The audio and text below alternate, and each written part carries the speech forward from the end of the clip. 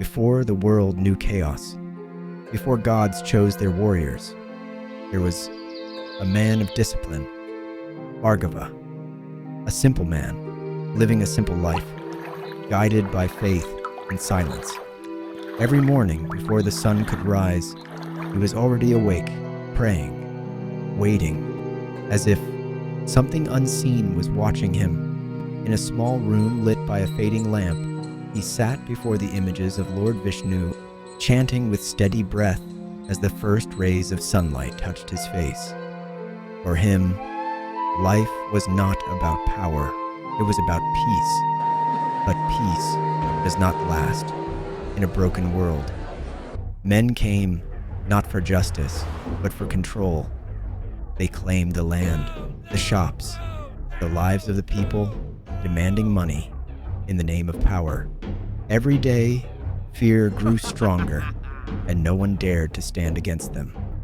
Led by a man who ruled through fear, a landlord who believed everything belonged to him, until one man stood up, not because he was strong, but because he refused to watch his people suffer.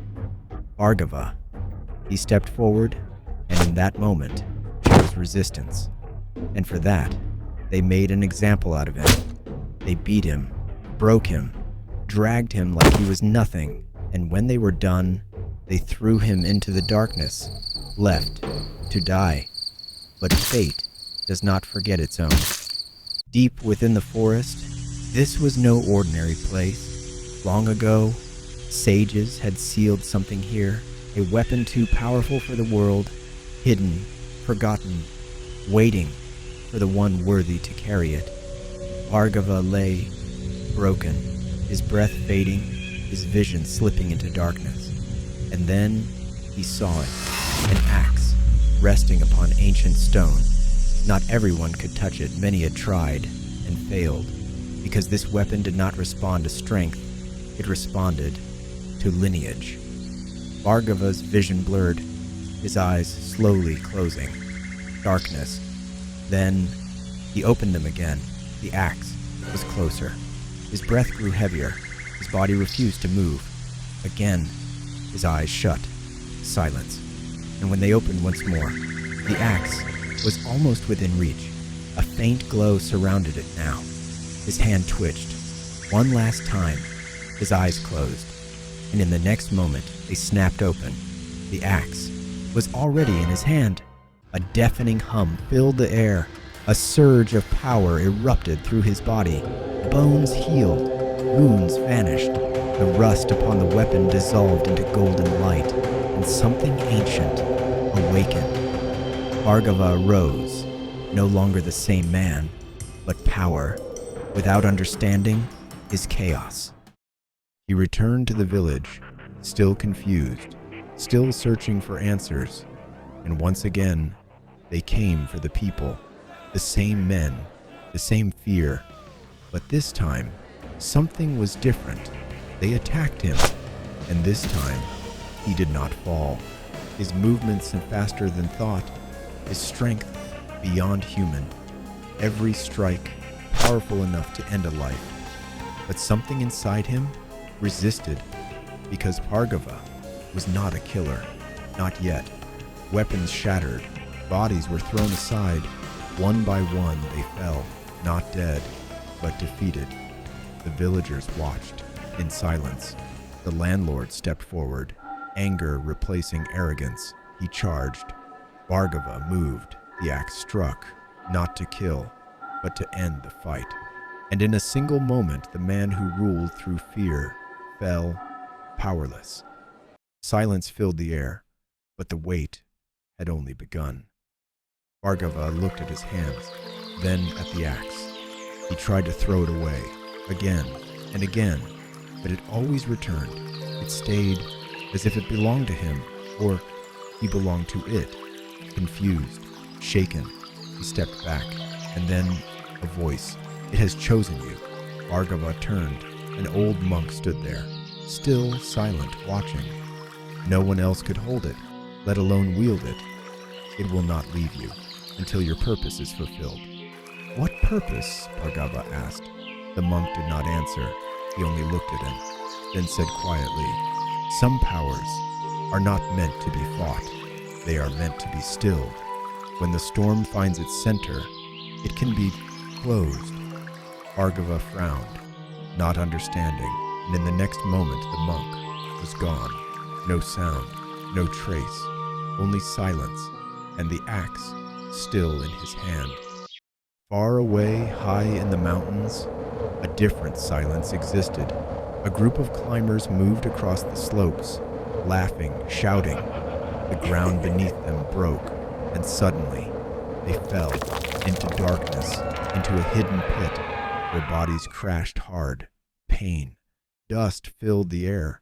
They struggled to stand, and then they saw him, Achyutananda, sitting still, unmoving, watching. Confusion spread among them. "Who is this?" "Some old sadhu."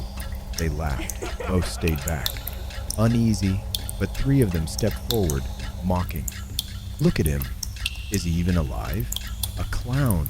Achyutananda said nothing.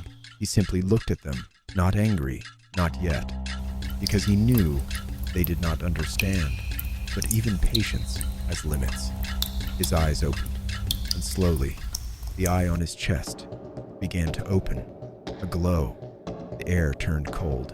The laughter stopped. Fear took its place, too late.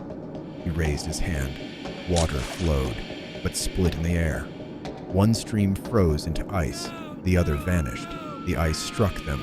Only the 3, and in an instant they froze, silent. The others stepped back, trembling. The cave returned to silence, but now it was judgment. Achyutananda walked out into the world, and what he saw was not what he had left behind. Greed, corruption, disrespect. Where are the temples which stood for hundreds of years? They are all gone. Tell me, where are they?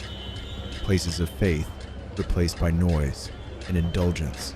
In his eyes, this world had fallen, and if it had fallen, it had to be cleansed.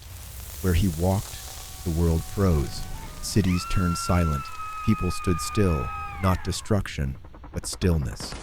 News spread, an unstoppable force, even armies that could not stop him. Far away, Bhargava watched it all.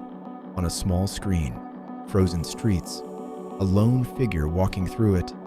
"What is this?" a voice answered. "Maybe. This is why it chose you." The monk stood there again, as if he had always been there. "If you do nothing, no one will. What if I fail? Then no one will succeed." Bhargava looked at the axe, then at the screen, and when he turned, the monk was gone. Again, only the silence remained, and the decision was his. They met, Bhargava and Achyutananda. The air grew heavy. Achyutananda looked at him, then at the axe. Shock. "No! How? How did you come to hold Lord Parashurama's axe? Do you even understand what you carry? That weapon is not meant for this age. He will come for it. He is not gone." Silence. "Then let me see. If you are worthy." The battle began. Ice clashed with force. The ground shattered. The storm grew stronger. Bhargava struggled. Then he saw it, the eye, on Achyutananda's chest, glowing, watching, and in that moment a memory. Some powers are not meant to be fought. They are meant to be stilled. The storm, its center, closed. Understanding, not complete, but enough. Bhargava stepped forward, through the storm. He dropped the axe and lunged, grabbing him. His hands reached the chest to the eye. Power surged. The world shook, but he held on and forced it shut. Silence. The storm stopped. The cold faded. Achyutananda exhaled slowly. Peace returned, for the first time in a long time. Achyutananda sat down, his anger gone. "You are worthy," he said. "Do not stain that weapon with greed." Bhargava looked at him and asked, "And you? Will you destroy the world?" Achyutananda closed his eyes. "Not today.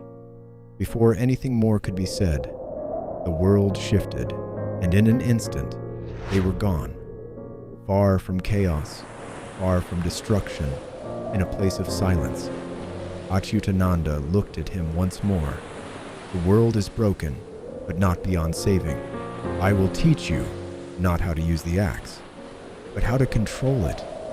Bhargava nodded, and under the quiet sky, two forces sat in stillness, the axe between them, glowing faintly, waiting, because this was only the beginning.